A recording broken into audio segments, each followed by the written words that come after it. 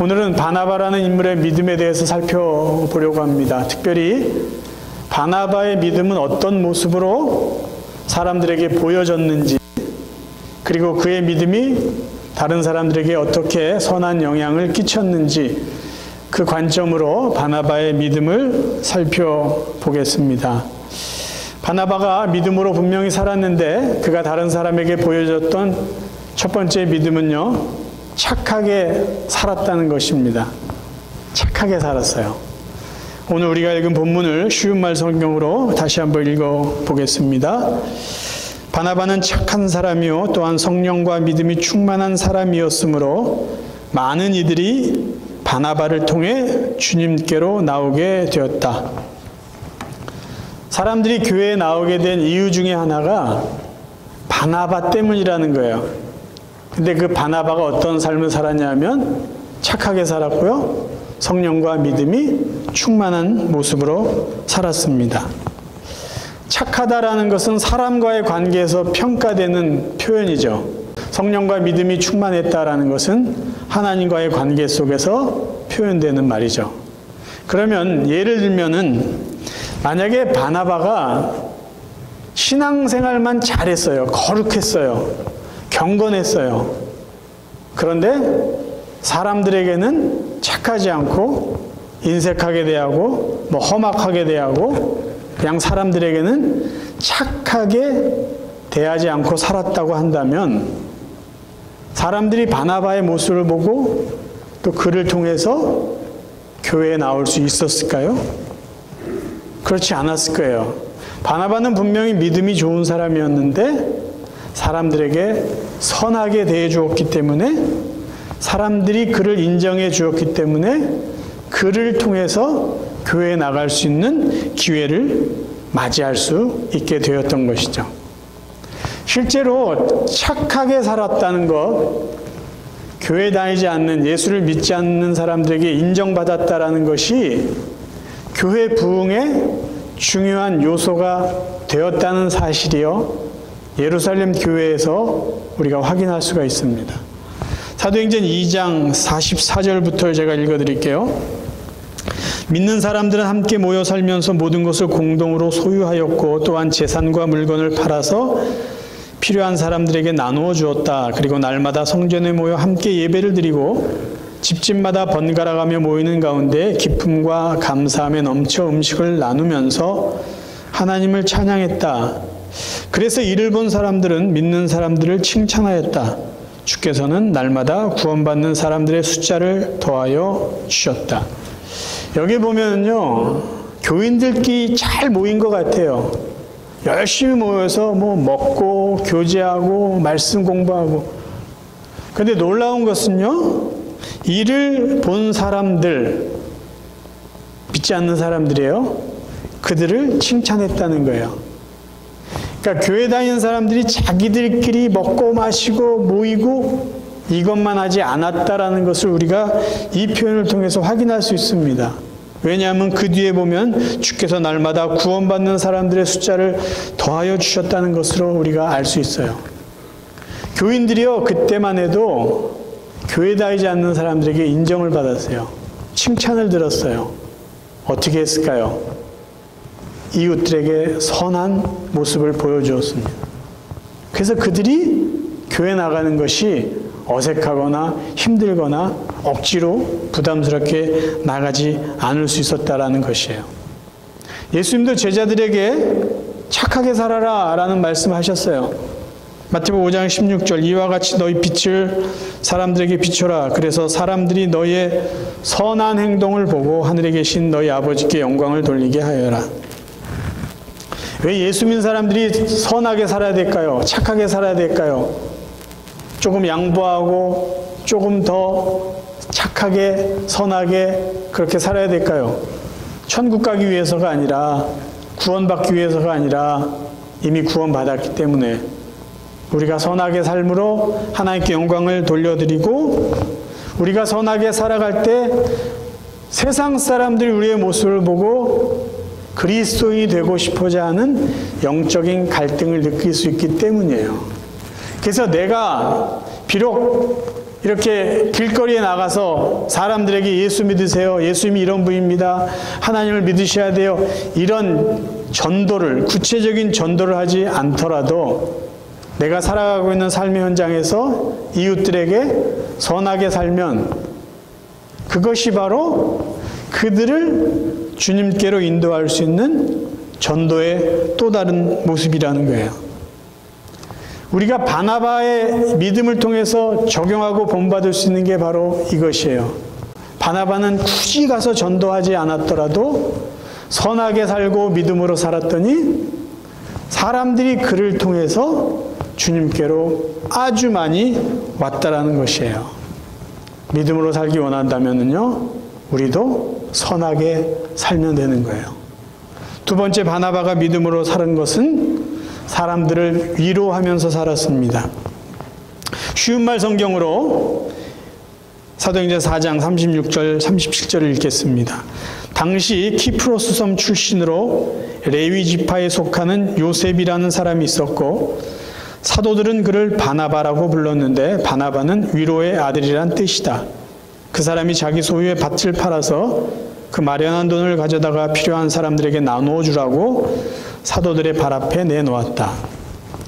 원래 바나바는요, 별명이에요. 그 사람의 이름은 요셉입니다. 원래 이름이 요셉인데 사도들이 그 사람을 별명으로 불렀어요. 바나바. 뭐라고요? 위로의 아들. 얼마나 다른 사람들을 잘 위로했으면 그 사람의 이름 대신 위로의 아들이라는 별명을 불렀을까요? 쉬운 성경에서는요, 위로의 아들이라는 이 단어를 격려하는 사람이라고 번역해주고 있습니다.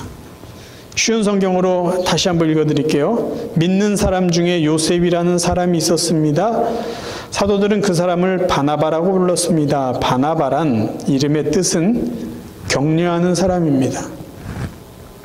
그러니까 바나바라는 이 요셉이라는 사람의 삶은요, 격려하는 일, 위로하는 일을 하면서 살았어요. 근데 여기 쉬운 성경에 우리가 주목해 봐야 될 한 단어가 더 있는데 그건 뭐냐면은 믿는 사람 중에 이렇게 표현되어 있어요. 그러니까 분명히 요셉, 이 바나바는 믿는 사람이에요. 믿음으로 살았던 사람이에요. 근데 그 삶의 또 다른 모습은 뭐냐면 격려하는 삶을 살았다는 거죠. 격려. 믿음으로 살았는데 그 다른 모습은 격려하는 거였어요. 격려하는 모습 중에 그는 자기 밭을 팔아서 마련한 돈을 제자들에게 갖다 주면서 위로가 필요한 사람, 물질이 필요한 사람에게 나누어 쓰게 해주세요. 자기가 직접 하지도 않으면서 그렇게 했어요. 자기 과시하려고 하지 않았다는 거죠. 그렇죠? 자기의 사랑, 믿음을 이웃들에게 나누어 주기 위한 모습이에요. 저와 여러분이 우리의 믿음을 어떻게 살면 보여줄 수 있을까요? 누군가를 위로하면은 우리는 믿음으로 살아가는 거예요. 누군가를 격려하고 있다면 우리는 믿음으로 사는 거예요. 그리스도의 사랑으로 위로해주고 격려하고 때로는 물질을 가지고 그들을 도와준다면 우리는 믿음으로 사는 것이에요. 근데 저희가 위로자로 살고 믿음으로 그들을 격려하기 위해서 먼저 해야 될 일이 있어요. 그것은 뭐냐면요, 우리가 먼저 힘들어 봐야 된다는 거예요. 사도 바울은 고린도 교회 성도들에게 위로자로 살 것을 권면하면서 어떤 그 앞에 무언가 해야 될 것을 이야기해 줬어요. 고린도후서 1장 3절 4절을 제가 읽어드릴게요. 우리 주 예수 그리스도의 아버지신 하나님을 찬양합시다. 그는 자비로우신 아버지시오 온갖 위로를 주신 하나님이시오 온갖 환난 가운데서 우리를 위로하여 주시는 분이십니다. 따라서 우리가 하나님께 받는 그 위로로 우리도 온갖 환난을 당하는 사람들을 위로할 수 있습니다. 자, 우리가 위로자로 살아야 되는 것을 바울이 권면하면서 그 전에 우리의 믿음이 필요한 거예요. 뭐냐 하면 우리가 힘들 때 하나님 우리에게 주신 그 위로를 우리가 믿음으로 받아야 된다는 거예요. 그래서 우리가 힘든 것을 하나님 주신 위로로 이겨나가는 거죠. 믿음으로. 그 다음에 해야 될 일은 하나님이 우리에게 주신 위로를 가지고 환난 중에 있는 자들을 위로해 주는 거예요. 그러니까 정말 위로자가 되기 원한다면 먼저 우리가 경험해야 될 것이 있는데 그게 아파해야 된다는 거예요. 힘들어 봐야 된다는 거예요. 저는 이 말씀을 준비하면서 바나바가 위로의 아들이라는 소리를 들을 정도로 다른 사람을 잘 위로하고 다른 사람을 잘 격려할 수 있었던 아주 중요한 이유 중에 하나는 바나바가 먼저 아픈 경험을 했기 때문이다라는 생각을 했어요. 바나바가 아파봤기 때문에, 힘들어봤기 때문에, 어려움에 처해봤기 때문에 다른 사람을 잘 위로할 수 있었던 것이죠. 근데 그 전에 그는 어려움과 아픔과 힘든 시간들을 하나님이 주신 은혜와 위로로 잘 견뎌내었다라는 것이에요. 그러니까 바나바가 누군가를 위로하기 전에 아픔을 경험했는데 믿음으로 그걸 이겨낸 거죠. 하나님의 위로로. 그래서 그는 믿음을 가지고 다른 사람들을 잘 위로해 줄 수 있는 위로자가 될 수 있었다라는 것이에요. 우리가 믿음으로 살기 원한다면요, 우리는 위로자가 되어야 될 것이에요. 그런데 위로자가 되기 전에 우리는 아픔을 믿음으로 견디고 이겨내야 된다는 것이에요. 어떻게 해요? 하나님 주시는 위로, 하나님 주시는 그런 말씀으로 잘 이겨내고 그 다음에 우리가 다른 사람을 위로하며 산다면 우리는 믿음으로 사는 사람입니다. 세 번째, 바나바의 믿음은요, 사람을 인정해 주는 것이에요. 있는 모습 그대로. 선입관을 갖지 않고.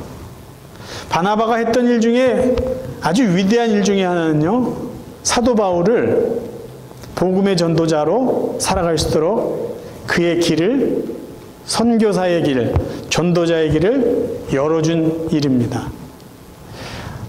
바울이, 이제 사울이 바울이라고 이름을 고치면서 복음을 전하는데, 사울이 부활하신 예수님을 만나서 자기가 그 전에 교회와 기독교인을 핍박한 것이 잘못됐다는 것을 깨닫고 복음 전도자로 주님의 부름을 받고 살기로 결단을 합니다.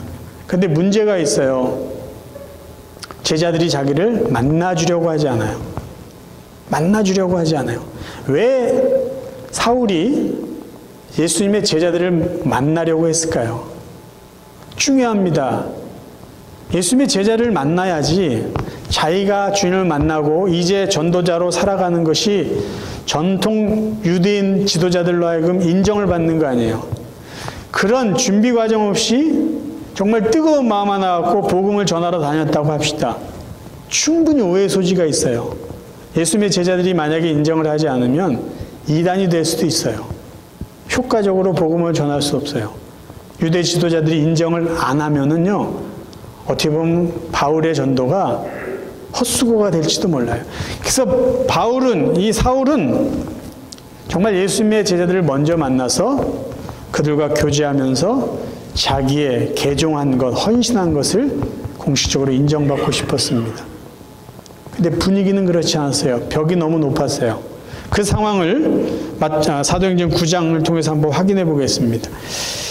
사울이 예루살렘에 가서 제자들을 사귀고자 하나 다 두려워하여 그가 제자됨을 믿지 아니하니 바나바가 데리고 사도들에게 가서 그가 길에서 어떻게 주를 보았는지와 주께서 그에게 말씀하신 일과 다메섹에서 그가 어떻게 예수 이름으로 담대히 말하였는지를 전하니라. 사울이 제자들과 함께 있어 예루살렘에 출입하며 또 주 예수의 이름으로 담대히 말하고 헬라파 유대인들과 함께 말하며 변론하니 그 사람들이 죽이려고 힘쓰거늘 형제들이 알고 가이사라로 데리고 내려가서 다소로 보내니라. 제자들은 아직도 사울이 예수님을 만나고 기독교인이 됐다는 걸 인정하지 않습니다. 오히려 두려워했어요. 저 거짓말하는구나. 며칠 전까지만 해도 기독교인 잡아 죽이던 저 무서운 놈, 나쁜 놈이 이제 거짓말하고 우리를 죽이려고 하는구나. 충분히 오해할 수 있었습니다. 그런데 바나바는요, 그 전에 사울을 만나지 않았어요. 근데 바나바는요, 사람들이 전하는 말만 듣고 사울을 평가하지 않았어요. 이 본문에 있는 내용을 보면 우리가 알 수 있지만요, 바나바는 사울을 만나러 갑니다. 그에게 들어요. 그가 어떻게 주님을 만났고 자기가 무엇을 했는지, 앞으로 무엇을 할 것인지 정확하게 들어요. 그리고 그것을 믿습니다. 그리고 그 사울을 데리고 예수님의 제자들을 직접 찾아가서 중개 역할을 해줘요. 만약에 바나바 이런 중재 역할이 없었으면 이 세상에 사도 바울이라는 위대한 전도자가 없었을지도 몰라요. 그냥 역사 속에 묻혔을지도 몰라요. 바나바는요, 사람을 이렇게 선입관을 갖고 평가하지 않고요, 남한테 대충 들은 거 가지고 그 사람을 그래, 맞아, 그 사람이야 라고 그대로 생각하지 않았어요. 믿음이 있었습니다. 직접 만났어요. 하나님이 그를 통해서 하실 일을 믿었어요. 저희가 바나바의 믿음을 통해서 본받고 적용해야 될 중요한 것이 있어요. 저희들은요, 특별히 교회 생활하면서 저희들이 다른 성도들을 평가하는 안 좋은 모습 중에 하나가 누군가에게 얘기만 듣고 맞아라고 우리는 그저 인정해버려요. 그러니까 성도들 간에도 자꾸 이렇게 오해가 생기고 자꾸 진실이 아닌 거짓들을 인정하고 서로 이렇게 편을 나누는 게 사실을 확인하려고 하지 않고 대충 들은 이야기, 그리고 확인하려고 하려는 노력조차 하지 않고 나쁜 소문을 듣고는 그게 아니야 라고 말할 수 있는 용기를 내지 않고 안 좋은 소문을 자꾸 전하는 거예요. 그저 무책임하게. 바나바는 그렇게 하지 않았어요. 그 시대에 많은 사람들이 저 사울이 예수 만나서 기독교인이 됐다는 거 거짓이다, 가짜다, 그렇게 이야기했어요. 근데 바나바는 그 소리를 듣지 않고 사울을 만나서 확인하고 그의 길을, 하나님이 그를 부르신 뜻대로 열어 주었다라는 것이에요. 사람을 그대로 믿고 인정하고 그 사람을 세워줬습니다. 네 번째, 바나바가 믿음으로 산 것은요, 하나님의 말씀을 사람들에게 잘 가르친 것입니다. 예루살렘의 지도자로 있던 바나바가 저 안디옥 교회의 목회자로 파송을 받아요. 왜 그런 일이 있었을까요? 역사적인 배경은 이렇습니다. 스데반이 순교를 당하면서 예루살렘 교회가 대대적인 핍박을 받기 시작해요. 그래서 예루살렘 안에는요, 사도들 외에는 모든 성도들이 도망갈 수밖에 없어요. 왜냐하면 도망가지 않으면 다 죽게 되니까. 그때 그 대표적인 악한 일을 했던 사람이 사울이에요.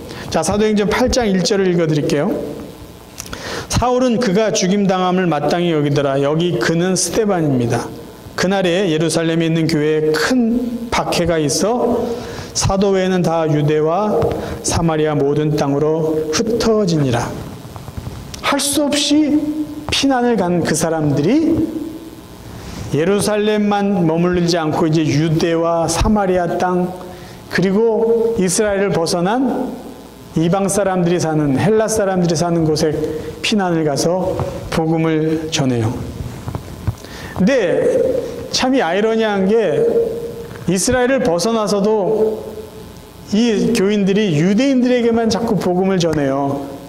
근데 나중에 서서히 유대인이 아닌 헬라 사람들이 복음을 듣고 교회를 시작합니다. 그 교회가 바로 안디옥 교회예요. 성경을 조금 더 읽어볼게요. 11장 19절입니다. 그때의 스데반의 일로 일어난 환란으로 말미암아 흩어진 자들이 베니게와 구브로와 안디옥까지 이르러 유대인에게만 말씀을 전하는데 그 중에 구브로와 구레네 몇 사람이 안디옥에 이르러 헬라인에게도 말하여 주 예수를 전파하니 주의 손이 그들과 함께 하심에 수많은 사람들이 믿고 주께 돌아오더라. 예루살렘 교회가 이 사람들의 소문을 듣고 바나바를 안디옥까지 보내니 그가 이르러 하나님의 은혜를 보고 기뻐하여 모든 사람에게 굳건한 마음으로 주와 함께 머물러 있으라 권하니. 안디옥 지역에 기독교인들이 생기고 교회가 생깁니다. 예루살렘 교회가 그 소리를 듣고 누군가 가서 그 교회를 목회해야 될 거 아니에요. 말씀을 가르쳐야 될 거 아니에요. 누구를 보낼까? 바나바를 보내기로 결정을 합니다. 이미 예루살렘 교회에서도 인정받았던 지도자라는 것을 우리가 알죠. 바나바가 안디옥 지역에 가서 성도들을 주와 함께 머물러 있으라고 권합니다. 말씀으로 가르쳐요. 그런데 자꾸만 사람들이 몰리는 거예요. 자꾸만. 그래서 바나바가 혼자 교인들을 가르치기에 역부족이 되어서 사울을 찾아가서 사울과 함께 하나님의 말씀을 가르칩니다. 바나바가 사울을 찾으러 다소에 가서 만남이 안디옥에 데리고 와서 둘이 교회에 1년간 모여 있어 큰 무리를 가르쳤고 제자들이 안디옥에서 비로소 그리스도인이라 일컬음을 받게 되었더라. 최선을 다해서 가르칩니다. 더 훌륭한 지도자가 있다면 그 지도자와 함께 마음을 모아서 성도들을 하나님의 말씀으로 가르쳤어요. 믿음으로 산다는 것은요, 내가 믿는 하나님을요, 다른 사람들에게 잘 가르쳐 주는 거예요. 여러분이 자녀들에게 아니면 주위에 있는 이웃에게 하나님의 말씀을 가르치고 있다면 믿음으로 사는 거예요. 특별히 이제 손주들에게 내가 믿는 하나님을 잘 가르쳐 준다면 여러분이 하나님의 말씀 믿음으로 살아가고 있다라는 증거입니다. 마지막으로요, 바나바는 믿음으로 살았는데 교회의 결정에 순종하는 모습으로 그는 믿음으로 삽니다. 지금 안디옥 교회는요, 이제 모든 게 다 갖춰진 중형 이상의 교회가 됩니다. 사도행전 13장 1절부터 보면요, 안디옥 교회에 선지자들과 교사들이 있었다라고 말해주고 있어요. 교회는 많이 모였고요. 선지자들도 있고 교사들이 있어요. 그 교사들은 5명 정도인데 이름이 나와 있습니다. 바나바와 니게르라는 시므온과 구레네 사람 루기오와 분봉왕 헤롯의 젖동생 마나엔과 사울이라. 지도자들이 많아요. 근데 무슨 일이 있냐? 주를 섬겨 금식할 때에 성령이 이르시되 내가 불러 시키는 일을 위하여 바나바와 사울을 따로 세우라 하시니 이에 금식하며 기도하고 두 사람에게 안수하여 보내니라. 바나바는 사실 할 일이 많습니다. 그리고 이제 바나바가 굳이 발로 뛰고 몸으로 일을 하지 않아도 될 정도로 안디옥 교회가 성장했어요. 그는 다른 사람들을 잘 위로해 줬어요. 말씀도 잘 가르쳤어요. 안디옥 교회의 지도자로 후배들을 양성하는 그 위치에 지금 서 있습니다. 그런데 무슨 일이 벌어지냐면요, 교회에서 선교사를 파송하자는 거예요. 그리고 기도하면서 두 사람을 결정해요. 바나바와 사울이에요. 지금 바나바는 굳이 선교라는 그 일을 하기에는 어떻게 보면은 그 정도 일을 하지 않아도 될 위치에 놓여 있는 사람이에요. 조금 더 편하게 목회할 수도 있었어요. 근데 교회에서 결정하니까 결국은 선교사로 파송을 받고 나갑니다. 바울이요. 사울의 입장에서 봤을 때 오히려 사울은 기뻤을 거예요.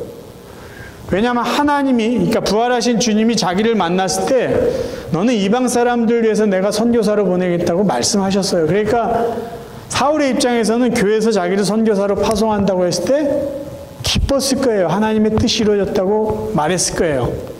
사도행전 9장 15절입니다. 주님이 아나니아에게 하신 말씀이에요. 그러자 주님이 말씀하셨다. 가서 내가 시킨 대로 하여라. 사울은 내 복음을 이스라엘 사람뿐만 아니라 다른 민족과 그 왕들에게 전파시키고자 내가 택한 그릇이다. 사울은 기도응답이죠. 하나님 뜻이 이루어진 거죠. 그런데 바나바는 사실 그러지 않았거든요. 늘 교회에서 일했던 교사예요. 목회자예요. 근데 교회에서 결정했더니 바나바가 그것을 순종해요. 이게 바로 믿음이라는 거죠.